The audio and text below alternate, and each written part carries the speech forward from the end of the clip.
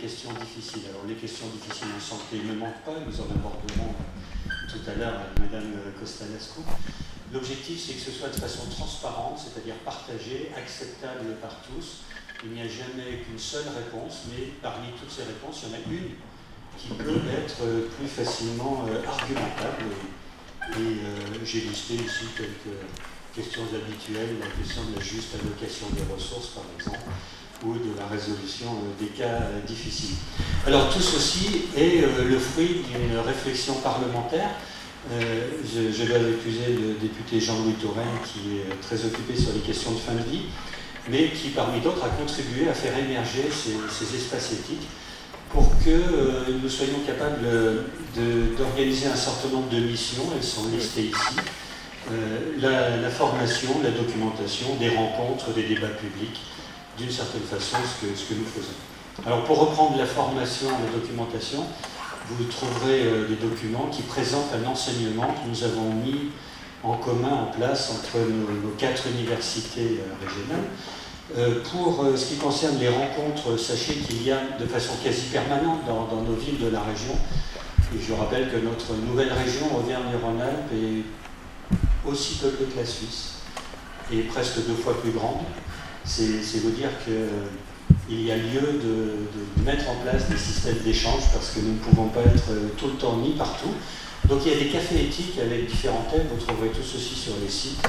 Et puis des rencontres périodiques, printanières, estivales, automnales, entre Grenoble, Lyon et Clermont-Ferrand. D'ailleurs, les prochaines automnales auront lieu à Saint-Étienne.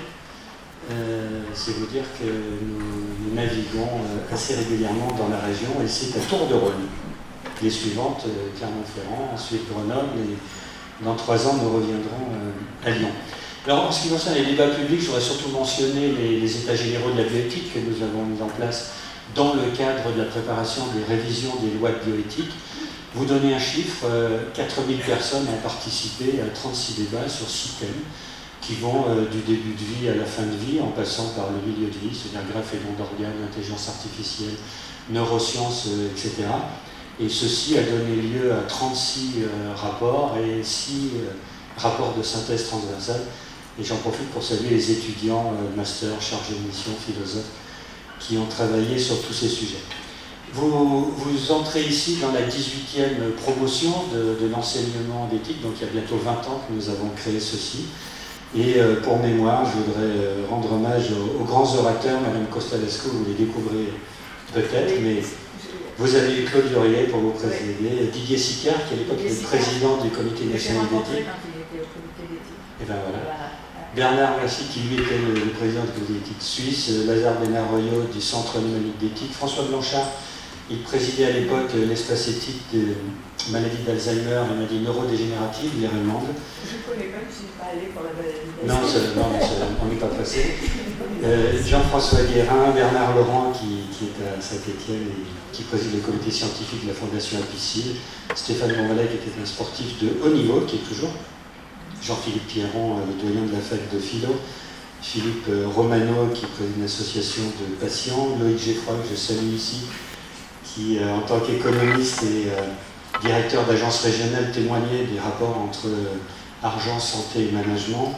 La laïcité dans les soins, un philosophe québécois il y a 2 ans, l'ancien doyen de Lyon, Philippe Berger. Et puis maintenant, c'est vous. Alors nous sommes très heureux parce que je me suis dit comment présenter Madame Jacqueline Costa-Lascaux. C'est un nom qui est long, mais beaucoup moins que tout son CV. Alors je me suis renseigné, je me dis comment présenter un tel intervenant, chère madame. Alors j'ai trouvé la formule TAI. T, c'est le titre. Donc le titre, vous l'avez, hein, c'est envisager le rapport au corps dans un hôpital laïque. C'est important, nous sommes dans une société complexe, mais la République française est une et indivisible, donc nous devons trouver des règles communes. Ensuite, y a-t-il un attrait pour les auditeurs? J'imagine que oui, si vous êtes ici, donc ça c'est le A. Et puis alors, le I, j'ai été obligé de surligner le CV de Mme Costa-Lascaux, parce que modestement, elle nous a demandé de préciser qu'elle est directrice de recherche honoraire au CNRS. Bon. C'est déjà... Ça témoigne d'une très belle carrière. Et surtout, vous êtes de formation juriste, sociologue, vous êtes psychanalyste. Vous avez été secrétaire du Comité national des sciences juridiques et politiques du CNRS, membre du Haut Conseil à la population et à la famille, membre du Haut Conseil à l'intégration, membre de la commission Stasi, pour ceux qui s'en souviennent, c'est laïcité et république, membre de la commission Tello sur l'avenir de l'école. Vous êtes administratrice de l'OPRA, dont on parle beaucoup en ce moment.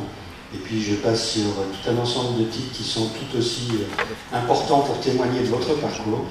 Mais vous êtes encore aujourd'hui la vice-présidente du Cercle Condorcet de Lyon. C'est à ce titre-là qu'on vous accueille aussi, comme régionale de l'étape, après toutes ces responsabilités nationales, et j'en ai oublié européennes, puisque vous êtes toujours en charge de l'UNESCO comme conseiller, et vous êtes président de Ligue de l'enseignement. Donc, c'est vous dire, mesdames et messieurs, que nous avons affaire à ce qu'on appelle entre nous, c'est un témoignage simple, une diva. Et que grâce à ceci, eh bien, nous sommes à votre écoute. Je suis très heureux d'avoir trouvé cette formule TAI parce que je me suis dit, pour structurer une telle présentation, madame, je ne pouvais pas faire autrement. Merci d'être présente.